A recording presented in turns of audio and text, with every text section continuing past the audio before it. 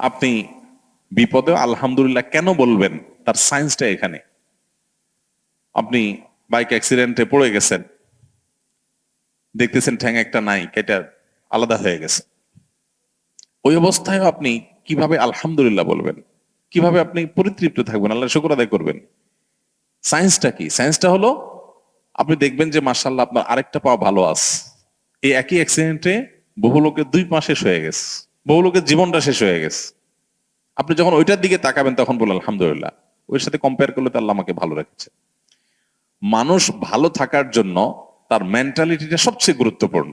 আর এই কথাটাই নবী সাল্লাল্লাহু আলাইহি সাল্লাম মাত্র 3 শব্দে বলেছেন, আল গিনা গিনান নফস।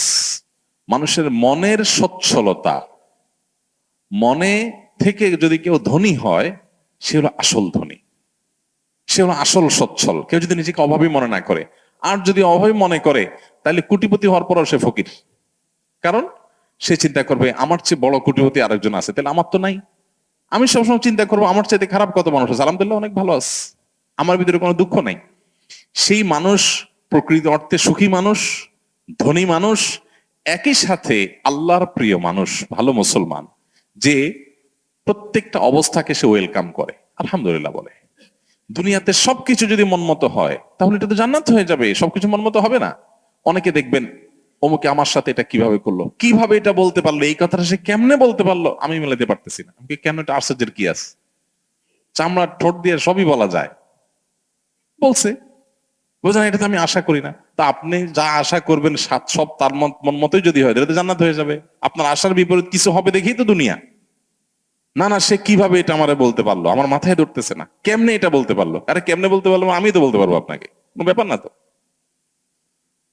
সবকিছুকে ইজিলি নেওয়া, এটা হলো মানুষের দুঃখ দুর্দশা দূরের প্রধান মাধ্যম, প্রধান উপায়। আল্লাহ তাআলা আমাদেরকে সেই তৌফিক দান করুন। আমরা অনেকে আছি যে কোন প্রকার বিপদ আপদ হলে আমরা ধৈর্য ধারণ করতে পারি না। ভাই, সবরটা কখন করবেন? তাহলে আপনার মনের বিরুদ্ধে হবে, চাওয়ার বিরুদ্ধে হবে, আশা যা করছেন তার উল্টাটা হবে। আপনার সাথে পড়ালেখা করে অনেক ভালো আছে, আপনি সেটা থাকবেন না, এখানে তো সবর, এখানে তো সবরের প্রশ্ন আসবে। সবরটা কোথায় করবেন তাহলে, সবই যদি মন মতো হয়? তো এই জন্য এই বিষয়গুলোর জন্য আমাদের মানসিকতার পরিবর্তনটা হলো সবচেয়ে গুরুত্বপূর্ণ বিষয়। বহু মানুষ আছে যে দুনিয়াতে তাদের সবকিছু চাই, সবকিছু চাই বাস, আর অন্যের সাথে কম্পেয়ার করা এবং অন্যের কাছে আশা করা। সকল অশান্তির 2টা মূল আছে, আরেকজনের সাথে নিজেকে তুলনা করা, আরেকটা হলো আরেকজনের কাছে কি করা, আশা করা। মানুষের কাছে এত বেশি আশা করা উচিত না। স্বামী হোক, স্ত্রী হোক, ননদ হোক, দেবর হোক, শ্বশুর হোক, শ্বশুর বাড়ি হোক, এমনকি বন্ধু বান্ধব হোক, আপনার কোনো বন্ধু বান্ধব যদি আপনার সাথে বেইমানি করে, আপনার খুশি হওয়া উচিত। খুশি খুশি হওয়া উচিত। কেন খুশি হবেন?